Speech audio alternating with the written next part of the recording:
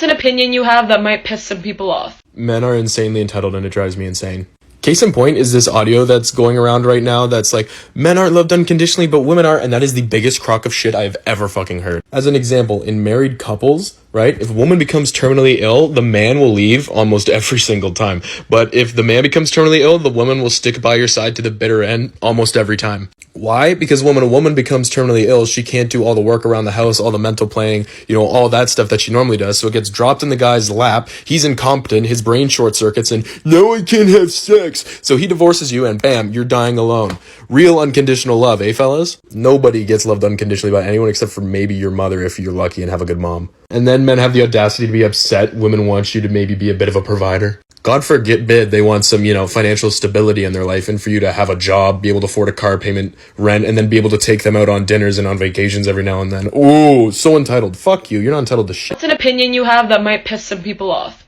I'm definitely in trouble for this one. But black people need to stop saying they can't be racist, especially to white people. My experience with black people is the fact that they don't like anybody that's not black, and they will say it. But let any white person say, oh, I'm going to shop at a white-only business.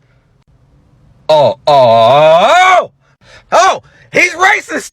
I don't even hear about white-owned businesses. Man, fuck this. What's an opinion you have that might piss some people off? I'm not calling y'all crazy, but women have every right to be if they want to. Think about it. Y'all go through the most mentally and physically, and yet you're told to act like a lady. Y'all have to even expect some sort of sexual harassment or sexual assault from the opposite sex because boys will be boys.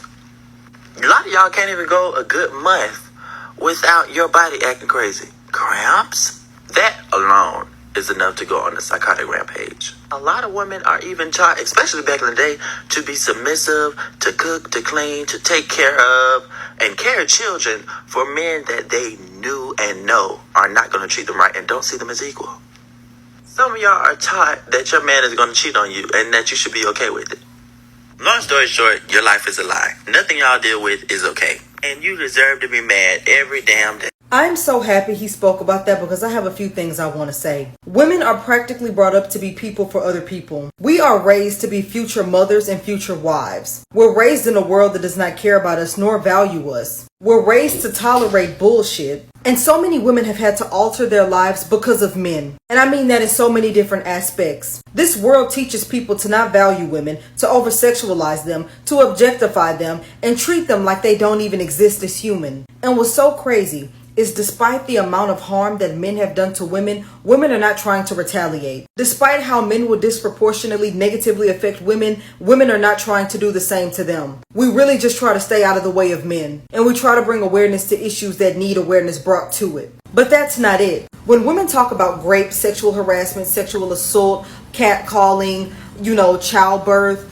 symptoms on their period, there are so many men just saying no, that it's not valid, trying to undermine and invalidate women's experiences. And everybody's experience is valid, but it pisses me off when men come on here trying to tell women what they do and don't experience. But in my opinion, the most hurtful and frustrating thing is when men get on this app and mock women for their trauma. They will know how much of a threat they are to us. They know how much they harm us. They know how many women are afraid of them or have negative experiences with them. And they will come on here and laugh about it, make jokes. Their whole page will be dedicated to mocking the trauma of women. So despite all that, and there's more that I didn't even mention in this video, women still remain sane. Women still remain calm, cool, and collected. Are they pissed off? Hell yeah. Are they hurt? Hell yeah. Are they traumatized? Shit, yes. But despite our negative experience living on this planet, we have not lost our shit. And I think that says more than it needs to. What's an opinion you have that might piss some people off? If you are consistently late and make it a part of your personality, oh, you should know that I'm always late, you're rude, you're selfish, and all you're doing is telling everyone else that you don't give a shit about their time. And the only person that matters is you. Grow up. What's an opinion you have that might piss some people off. The LGBTQ plus community doesn't really support each other. Why do you think there's so many categories? Whether if it's twinks, jocks, otters, bears, so on and so forth. So if you think, oh my gosh, gay people are so nice, they all support each other, they stick together, all of that for the most part is out the window. The only time that they really ever stick together is during Pride season. They use the word preference to cover up their racist acts. Preference is when you prefer something over the other but don't exclude it. Racism is when you disregard a specific group of people based off of their race and or skin color. Ageism, which also leads to pedo. A lot of young teenagers that get with older guys because they're a lot more trustworthy. Cheating is also very predominant within the community and also has a very high rate of doing so because of their past trauma. Also, a lot of the times, they're assholes. They always think that they're better than everyone else and in fact think that everyone owes them everything, when no one owes them anything. I can go on, but that's my 2 cents. It's an opinion you have that might piss some people off. Mental health and mental health diagnosis is not an excuse for bad behaviour and treating those around you poorly. If you're being toxic, if you're projecting how you're feeling onto others, if you're lashing out, if you're being mentally abusive, any of the above, that is on you to be held accountable for that, and you can't blame these things on your mental health. It's an opinion you have that might piss some people off. That women are the superior sex. I mean, imagine dudes can't even fathom what it's like to live in a woman's body. Imagine going through puberty with all of those hormones and then that happening to you, and then you have decades where you can't even go a singular month without your body turning on itself.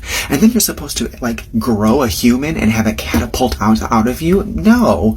And then your reward for decades of dealing with that is menopause. Not to mention the expectations of society on that woman who's now created a child with a chest to take care of on top of being boss babe, while maintaining her beauty standards, but of course not too beautiful, because if we're too beautiful, then she's dumb.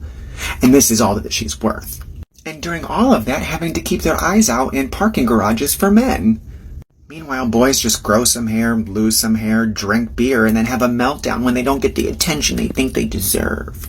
It's an opinion you have that might piss some people off. You should never, ever comment on the way that someone expresses joy. If they laugh weird, or they make a funny expression on their face, and it's not something you're used to, do not criticize it. Do not say a fuck thing about it, okay? Do not ever make someone feel embarrassed for feeling happy or laughing. Oh my God, if I could punch everybody in the fucking head that does this, personally I would. That's the meanest fucking shit you can do to somebody. Don't. Do not do that. Yes, I'm putting salt and coffee creamer in my oatmeal. There's a fucking method behind it. Y'all think you know fucking everything. Salt is good for a pump before you work out. Shut the fuck up. This is low calorie and helps sweeten things. I don't care that it's got chemicals in it. I don't care that it's gonna kill me. Shut up. You would die if you found I smoke cigarettes. Mind your business. It's an opinion you have that might piss some people off. Everything we know about mental health is wrong. All the responses that they call mental health are the proper responses to this bullshit dystopian nightmare we're living in. And the pills are only serving to adjust our brains to accept this dystopian nightmare that we're living in. What we should be doing is adjusting our brains for a higher level of consciousness and then dragging the world there. Not adjusting our brains to accept this mediocrity that we call life. It is no measure of health to be well adjusted to a profoundly sick society. Any modality that's trying to fit us into this broken fucking society is a broken modality.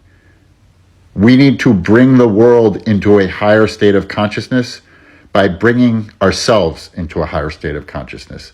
That is not found in the pharmaceutical industry. It's an opinion you have that might piss some people off. Concept of straightness was basically created to make women prisoners to men. Because as we see on this app over and over, men don't actually like women. They want to have sex with female anatomy, they don't like women. If you followed me for a while, you know my Straight Guys Aren't Straight series, but this basically puts it into a nice pretty bow for you. People are afraid of queerness becoming more and more accepted because women are more and more leaning into that queerness. And so are some men, which is awesome. It means is that more and more women are going to start to pair up with other women and leaving these awful human beings who are unevolved, emotionally unintelligent, and just downright abusive by themselves, with no prisoner but each other. I'm not saying that men and women can't be actually attracted to each other, but remember, it's all a construction at this point. And as you undo it, you see that one group of people is definitely benefiting more than the other, and that's not the way it's been in history so far. Love you, ladies. It's an opinion you have that might piss some people off. I don't like kids. Of course I love mine. I like mine. I mean, and the fact that I even have to say that is pretty annoying, but I don't want to hang out with kids. I don't want to babysit them. I don't want to, hang out with moms. I don't want to do play dates. I don't want to get to know them. If you say you don't want to have kids, I'm not going to be the one to talk you into having them. Who says you got to have kids? You don't. If you are thinking about having kids, I'm going to encourage you to think long and hard before you make that decision. Yeah, kids are not my jam. I don't like them. It's an opinion you have that might piss some people off. So this isn't an opinion, it's a straight up fact. Birth control does not regulate your period and it does not balance your hormones. It masks symptoms and it tricks your body into believing that it may be pregnant so it doesn't release an egg. And that period that you're getting while on birth control isn't actually a menstrual cycle. It is withdrawal from the synthetic hormones. And what they also don't want us to know is that most menstrual-related issues can be very well managed and often entirely banished naturally. You can also prevent pregnancy naturally if you understand fertility. So no, being on birth control doesn't balance your hormones, nor does it regulate your period. And the likelihood is any menstrual-related issue that you had prior to going on birth control will likely come back and come back worse when you get off of it. You also need to understand how to support your body while on birth control because it affects many systems. Sorry to burst your bubble. It's an opinion you have that might piss some people off. Push-pull legs in the format that it's often run, 3 on, 1 off, 3 on, is overrated if your goal is growth. I get a lot of these beginner to intermediate clients coming to me training with this split, and the only reason that they can run it is because their intensity, execution, and setup sucks. Then I put them on a 4 or 5 day split and teach them how to actually set up their exercises correctly and train their ass off, and they realize they cannot handle as much volume as they thought they could. When it comes to training, you want to find the least that you can do that you can make the most progress from. But most people take this kitchen sink approach and just throw every single exercise they can think at a muscle group that's lacking. In most cases, you're not going to need more than 3 to 5 exercises for a single muscle group if it is a weak point.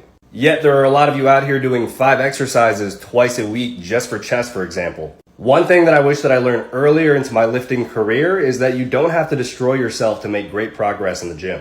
Leave a follow if you want to learn how to train more efficiently. It's an opinion you have that might piss some people off. Okay, what I'm about to say in this video, it is not for the weak-minded, okay? So if you do get offended by anything I say, oh well, life.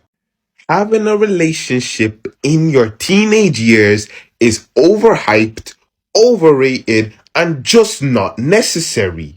Now, I'm not talking about 13, 14, or 15-year-olds because I genuinely think you shouldn't be with anybody at that age. But if you're between ages 16 to 19 and you do have a boyfriend or girlfriend, no hate, no shame. You can go do your own thing, but please understand the consequences that does follow that. Because I be seeing some of these stupid pictures or posts or quotes of 2 people standing together and the caption is mood. If you are in your teens and at some point you feel empty, you feel unhappy on the inside, and you honestly think you can find that happiness in somebody else, you have lost the plot. It's an opinion you have that might piss some people off. So I've got a lot that I can put out there, but I'm going to give you guys my top 3. Number 1, most men do not want to admit that coercion is a form of sexual assault, because if they did, they'd have to come to terms with the fact that they have a staggering number of victims. Number 2, most men will not hold other men accountable for their shitty behavior because that behavior creates and maintains a hierarchy of good guys versus bad guys and upholds the bare fucking minimum as the gold standard for what to look for in a male partner. Last but definitely not least, number 3, if you are married with a family, being an active participant in the upkeep of your house and your family is not indicative of being a good partner. It is the bare fucking minimum and should be done so enthusiastically. That's all I've got. You have a wonderful day. What's an opinion you have that might piss some people off? Okay. A good portion of the LGBTQIA is very, very toxic. So toxic, not only to other people outside of the community, but to people in their own community as well. So you can throw the whole saying loving and accepting all out the window because it's not true. Gen Z and the following generations are probably going to fail society as a whole, and you can't put the blame on older generations. It's also your own mentality and your own choices that you make. It's weird because I notice Gen Z and following generations are not only sensitive, but insensitive at the very same time. Weird. Y'all expect so much from other people, like to treat you the best that they can, and then you want to do the bare minimum. Also, if you're 18 or younger and still live in your parents' house and you're still in high school, stop acting as if you know everything. You don't know what life is really like. People need to stop seeking validation and acceptance out of other people online, because guess what? That safety bubble that they create is just going to get popped right away. Social media and media in general is toxic, and it forever will be, so don't depend on others for your own happiness, like I always say. What's an opinion you have that might piss some people off? Having a flirty personality isn't a real thing. Anyone who's a self-proclaimed flirty person just wants to be able to flirt with everything with a pulse with no consequences. Whether they're dating someone, whether they're in a talking stage, whatever, they just want to be like, I can't help it, I just have a flirty personality. No, you don't. You just like flirting with people. You can be talkative and kind and not claim yourself as a flirty person. So if you're going like out of your way to be like, I just have a flirty personality, you know what you're doing.